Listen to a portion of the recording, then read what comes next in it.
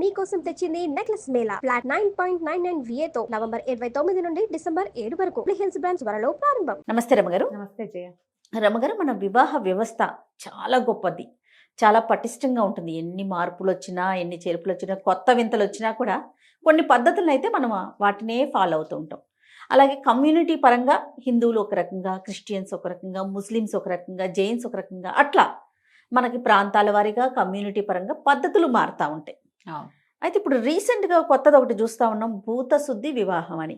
నాకైతే తెలియదు రమ్మగారు, ఫస్ట్ టైం నేను విన్నాను, దాన్ని సెర్చ్ చేశాను. అసలు ఏంటి ఇది, పాత పద్ధతేనా? అంటే భూత శుద్ధి వివాహం అంటే దీని మెథడ్ ఏంటి? ఎవరైనా ప్రత్యేకించి ఫాలో అవుతారా? అట్లా అనిపించింది. అందరూ సెర్చ్ చేస్తారు కదా, కొత్తగా ఉండేసరికి ఇదేమిటి, ఎక్కడ చేసి జరిగింది అవన్నీ. అవునవును, కొత్తగా వింత జయ. ఎప్పుడు కూడా ఇప్పుడు వివాహ విధానాలు ఉన్నాయి మనకు కూడా, మన దగ్గర కూడా తెలుగు రాష్ట్రాల్లో మనమే మాట్లాడుకుంటే, ఆంధ్ర ప్రాంతాల్లో కానీ తెలంగాణలో కానీ కమ్యూనిటీ పరంగా ఒక్కొక్క కమ్యూనిటీకి ఒక్కొక్క రకమైన వివాహ ప్రక్రియ ఉంటుంది.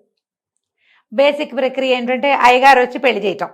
హిందువులకి అందరి హిందూ మ్యారేజెస్లో అన్ని రకాల, అన్ని ఊళ్ళల్లో, అన్ని ప్రాంతాల్లో, అన్ని కమ్యూనిటీస్లో కూడా అయ్యగారు వచ్చి ఎంతో కొంత మంత్రంతో ఏదో కాస్త ఒక తాళి కట్టించడమను, ఓ నలపూసలు వేయించడమను, ఓ ఉంగరాలు మట్టెలు గిట్టెలు అట్లాంటివి పెట్టడమను, యజ్ఞంతో మంత్రంతో సాంగంగా 5 రోజులు చేసేది, లేదా ఒకరోజే మొత్తం యజ్ఞం అన్నీ చేసేసేవి, ఇవి నడుస్తున్నాయి.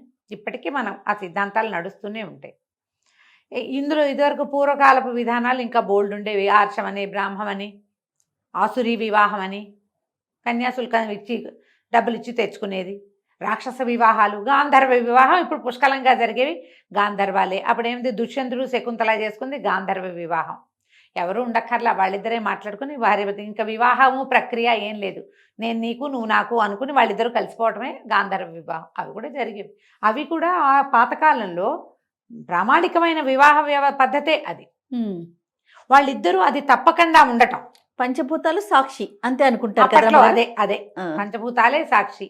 వాళ్ళిద్దరే ఏకాంతంలో చేసుకునేది. ఇప్పుడు ఈ ఏకాంతంలో కలిసి ఉంటున్నారు, దాన్ని వివాహం అని అనుకోవటం లేదు. దీన్ని ఇంగ్లీష్ పేరు పెట్టుకున్నాం మనం, లివింగ్ టుగెదర్ అంటున్నాం. లివిన్ అవటం అని చెప్తున్నాం.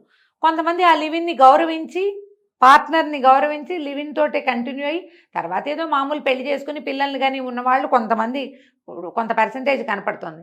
లివిన్ ఫ్రెండ్స్ విత్ బెనిఫిట్స్ అని కొంతకాలం మాత్రమే వాళ్ళ అవసరాలకు మాత్రం కలిసి ఉండి పెనుగులాడి, ఒకళ్ళు కావాలని రెండో వాళ్ళు వద్దని కొట్లాడుకుని వెళ్ళిపోతున్న గోలలు, అమ్మా నాన్నకి చెప్పకుండా చేయటాలు, ఇవన్నీ పాతకాలపు గాంధర్వ వివాహాలు అంత రహస్యంగా ఉండేవి కాదు.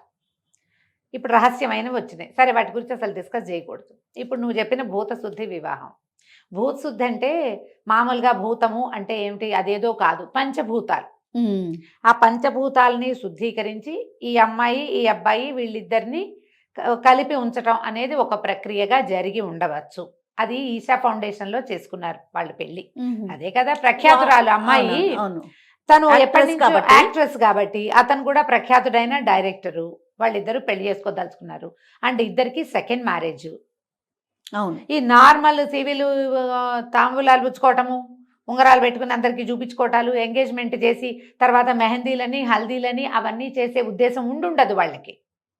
అవద్దు, సింపుల్గా చేసుకోవాలనుకున్నారు. ఈ సింపుల్గా చేసుకోవడానికి ఆర్య సమాజ్ పెళ్లిళ్ళు చేసుకుంటారు చాలా మంది. ఆర్య సమాజ్కి వెళ్తే పెళ్ళి అయిపోతుంది. హిందీ వాళ్ళ పెళ్లిళ్ళు కూడా చాలా సింపుల్గా అయిపోతాయి. నార్త్ ఇండియన్స్ పెళ్లిళ్ళు కూడా అగ్నిహోత్రం చుట్టూ అక్కడ కూడా కన్యాదానము అలాంటి విధి నడుస్తుంది. ఎవరెవరి విధానం అది. మనం కోర్ట్ మ్యారేజ్ చేసుకోవచ్చు, రిజిస్టర్ మ్యారేజ్, అది కూడా సింపుల్గా అవుతుంది. బహుశా వాళ్ళిద్దరికీ అక్కడ నమ్మకం ఉండుండొచ్చు. ఈషా ఫౌండేషన్ అంటే వాళ్ళకి ఎంతకాలంగానో అమ్మాయి అక్కడికి వెళ్తూ ఉండుండొచ్చు. అవును, ఇలా సింపుల్గా మ్యారేజ్ చేసుకోవాలంటే ఇక్కడ ఈ ప్రక్రియ ఉందని వాళ్ళు చెప్పుంటారు. ఈషాలో విధానాలు కొంచెం డిఫరెంట్గానే కనపడతాయి మనకి. మామూలు యోగా కోర్సులు అవి చాలా ఉన్నాయి కదా, ఇన్నర్ ఇంజనీరింగ్ అని అదని ఫాలో అయ్యే వాళ్ళు వెళ్తూనే ఉన్నారు. ఎంతమంది లక్షల్లో వెళ్తున్నారు ఈషాకి, మనం చూస్తున్నాం. శివరాత్రి అప్పుడు చాలా విశేషంగా జనం. కొంచెం ప్రత్యేకమైన పూజ అంటే ప్రత్యేకమైన ఆరాధన ఉంటుందంటారా అక్కడ? వాళ్ళ విధానం, వాళ్ళది ఒక ప్రత్యేక విధానం ఉంది. ఇప్పుడు మనకి ఎన్నో వచ్చినాయి కదా జయ, ఇప్పుడు ఆర్ట్ ఆఫ్ లివింగ్ అని ఒక విధానం కనిపిస్తుంది. అట్లాగే ఈషా ఫౌండేషన్ వాళ్ళ కూడా ఒక ప్రత్యేకమైన ఆరాధన విధానం ఉంది. దానికి ఆకర్షితులైన వాళ్ళు ఇవాళ రేపు సెలబ్రిటీస్లో చాలా మంది కనపడుతున్నారు. ఈ అమ్మాయి మనము ఈ కొన్ని ప్రోగ్రామ్స్ అప్పుడు తను అక్కడ కనపడుతోంది, అవునవును. సద్గురుతో మాట్లాడిందని అవన్నీ కూడా మనం ప్రజలు చూశారు. బహుశా వాళ్ళని సంప్రదించి ఉండొచ్చు. ఇక్కడ మీరు పెళ్లి చేసుకోవచ్చు, భూత సిద్ధి వివాహం ఇది చాలా వాళ్ళు ప్రవేశపెట్టింది. ఆహా. ఎందుకంటే ఈచాలో లింగభైరవి ఆరాధన ఉంది. అవును. లింగభైరవిని మనం ప్రపంచంలో ఎక్కడా చూడం. వారి దగ్గర ప్రత్యేక ఆరాధన విధానం ఉంది, అవును. కనిపిస్తోంది ఒకటి. అవును. తర్వాత అక్కడ ఒక ధ్యానలింగం ఉంది, అది బాగుంటుంది. అక్కడికి వెళ్ళిన వాళ్ళకి అది నచ్చుతుంది. అవును. ఇప్పుడు మనం కూడా బిలీవర్స్ ఉంటారు కదండి. బిలీవర్స్ ఉంటారు. ఇప్పుడు మనకైనా అభ్యంతరం ఏం లేదు, విధానమే అది. అందులోంచి కొంచెం ప్రత్యేకమైంది. వెళ్తున్నారు జనము. ఈ అమ్మాయి అక్కడికి వెళ్తూ ఉండటం వల్ల ఇలాంటిది మా దగ్గర ఉంది ఈ విధానం అంటే ఫాలోవర్స్ అయిన వాళ్ళు అక్కడ పెళ్ళిళ్ళు చేసుకోవచ్చు, చేసుకుంటున్నారేమో. ఈ అమ్మాయి ప్రఖ్యాతురాలు కాబట్టి, సెలబ్రిటీ కాబట్టి అవునవును. మనం ఇది మాట్లాడుకుంటున్నాం. బయటకు వచ్చింది ఇంత ప్రత్యేకంగా.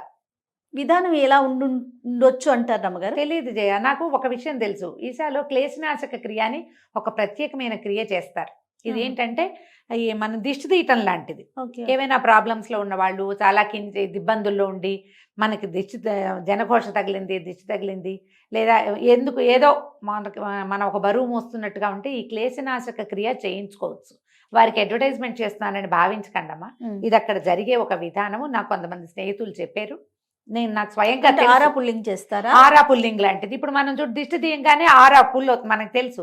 అక్కడ ఇంకా కొంచెం ప్రత్యేక విధానంతో చేస్తారు, అగ్నితోటి, తర్వాత వెలిగించి కాకడ అది కూడా దిగదీర్చి చేయటం, అట్లాంటి విధానాలు అక్కడ ఉన్నాయి.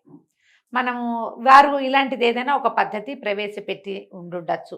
మరి ఏదైనా మంత్రంతో చేస్తారా, క్రియతో చేస్తారా అనేది భూతశుద్ధి వివాహం అని రాయబడింది. కానీ వీళ్ళ పెళ్లి విషయం బయటకు వచ్చినప్పుడు ఏం చేశారు అనేది తెలియలేదు. ఫొటోస్ లో మాత్రం బాగా కనపడింది. ఏంటంటే చిల్లర కుప్పలు రాసులుగా పోసినైతే కుంకుమ, పసుపు అలాంటివన్నీ కనపడ్డాయి. మరి ఏమైనా సాంబ్రాణి అవి వెలిగించి ఏదైనా హారతులు ఇచ్చి అట్లా చేస్తారేమో. ప్రక్రియని దగ్గర నుంచి చూసిన వాళ్ళు ఎవరైనా ప్రపంచానికి ఇది భూతశుద్ధి వివాహం అని తెలియజేస్తే ప్రజలందరూ తెలుసుకుంటారు. మనకి పురాతన విధానాల్లో ఇలాంటి వివాహం లేదు. పైగా ఇంకొకటి, ఇప్పుడు మూఢం, ఇది 28వ తారీఖు నుంచి మనకి మూఢమి ప్రవేశించింది. ఫిబ్రవరి ఇంచుమించుగా 13వ తారీఖు దాకా అంతా మూఢమే ఉంది. ఇప్పుడు వివాహాది క్రతువులు జరగవు. దేనికి అవి ఎప్పుడు జరగవు? ముహూర్తం పెట్టాలంటే, ప్రత్యేకమైన ముహూర్తం కావాలంటే ముహూర్తాలు పెట్టుకోవడానికి వీల్లేదు. ఈ రోజుల్లో ముహూర్తాలు ఉండవు. ఇది ముహూర్తం చూసే చేసే వివాహం కాదనమాట. ఆర్య సమాజ వివాహం లాగానే వాళ్ళు కూడా ఏం లేదు, మనం ఏదైనా ఒక టైం ఫిక్స్ చేసుకుని వెళ్తే పెళ్లి చేసేస్తారు మనకి. వీళ్ళు కూడా అలాగే చేసి ఉండొచ్చు. వాళ్ళ విధానం ప్రకారం ఏదో మంచి రోజో సమయమో చూసుకుని ఉండొచ్చు. అక్కడ పద్ధతి ఉంటుంది కాబట్టి. అవును, వాళ్ళ పద్ధతి ఉంటుంది. వాళ్ళకేదో పద్ధతి ఉంది. ఆ పద్ధతి ప్రకారం వధువు వరుడు ఇద్దరు ఉండాలి. మరి వాళ్ళ పెద్దవాళ్ళు ఉండాలి, స్నేహితులు ఉండాలి, అలాంటిది ఏదో ఉండుంటుంది. ఈ పసుపని కుంకుమని కనపడుతున్నాయి. తాళి బొట్టు కట్టినట్టు అలాంటివి మనకి కనిపించలా, దండలు వేసుకున్నట్టు మాత్రం కనిపిస్తున్నాయి. అందులో ఇంకా ఈ తాళి ఇది ఉండుండద్దు. అలాంటి నమ్మకాలు ఉండొచ్చు, ఉండకపోవచ్చు, ఏదైనా తెలీదు. ఇప్పుడు వీళ్ళిద్దరు పెద్దవాళ్ళు కదా, ఇందులో ఫ్యామిలీ ఇన్వాల్వ్మెంట్ ఉండే అవకాశం అది. పిల్లలు అనుకో, ఫస్ట్ మ్యారేజెస్, యంగ్స్టర్స్ అప్పుడే వివాహ జీవితంలోకి అడుగు పెడుతుంటే పేరెంట్స్ తాలూకు ప్రభావం ఉంటుంది కొంత. ఎక్కడైనా అది జరిగేదే కదా. ఇద్దరూ చాలా పెద్దవాళ్ళు, వయసున్న వాళ్ళు, జీవితాన్ని చూసున్న వాళ్ళు. వీళ్ళకి పెద్దల ఒప్పుదల, పాతకాలపు విధానాల మీద నమ్మకము ఉండుండకపోవచ్చు. పైగా ఈశా మీద నమ్మకం ఉండొచ్చు. ప్రధానంగా ఇది రమ్మగారు, వారికి ఇది నమ్మకమైన పాయింట్. అందుకని వెళ్ళుంటారు. మంచిదేనమ్మా. ఇప్పుడు ఎవరికైనా జీవితం రాటన్ అయిపోకూడదు. ప్రతి వాళ్ళు తమ జీవితంలో ముందుకెళ్ళాలి. జీవించి ఉన్నంత కాలం ముందుకు వెళ్తూనే ఉండాలి. వాళ్ళు ఏ విధానాన్ని సెలెక్ట్ చేసుకుంటారనేది పూర్తిగా వారి వ్యక్తిగతం, అంతే కదా. ఇప్పుడు ఇది పబ్లిక్లోకి వచ్చింది కాబట్టి అందరూ మాట్లాడుతున్నారు. ఎవరైనా అసలు ఎందుకు మాట్లాడాలి ఒకళ్ళ గురించి? మనకు అవసరమా?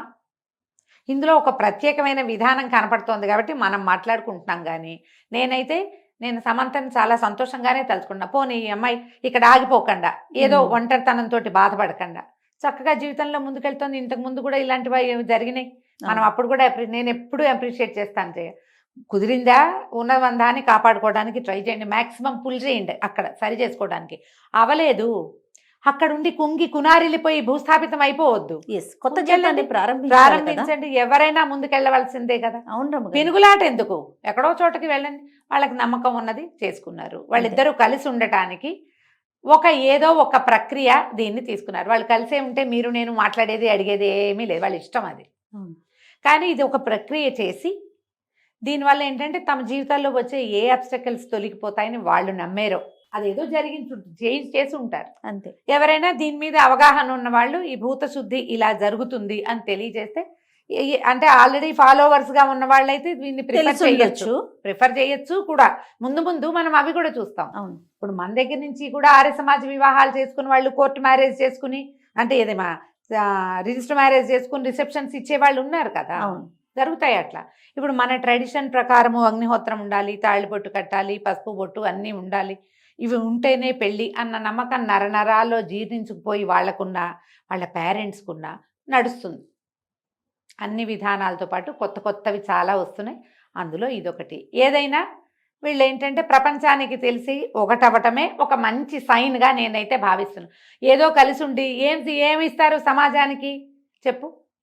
ఇప్పుడు ఇది మంచిదే కదా. అది కాబట్టి ఇలాంటి దాన్ని కూడా అభినందనీయమే. ఇది కూడా అంతే. కలిసి ఉండేందుకు ఒక ప్రక్రియని వాళ్ళు తీసుకున్నారు. అంతవరకు సంతోషించాల్సిన విషయం. అది మంచి మాటేనమ్మా. అవును రమ్మగారు, మంచిదే కదా. ఇప్పుడు హ్యాపీగా విష్ చేద్దాం మనమంతా కూడా. అంతే, హాయిగా ఉండండి ఏదో ఒక రకంగా.